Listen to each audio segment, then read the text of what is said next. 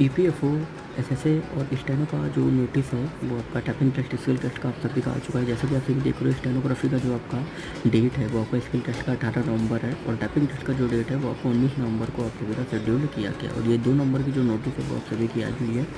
तो बाकी जो भी आपको इससे रिलेटेड जो भी आपके इंस्ट्रक्शंस वगैरह जो भी अपडेट्स रहेंगी यहाँ पर आपको मिलती रहेंगी। और जितने भी कैंडिडेट जो कहीं ना कहीं टाइपिंग टेस्ट देने जा रहे हैं, सभी स्टूडेंट ध्यान से सारे इंस्ट्रक्शंस को क्या क्या चीज़ें रहेंगी ध्यान दें।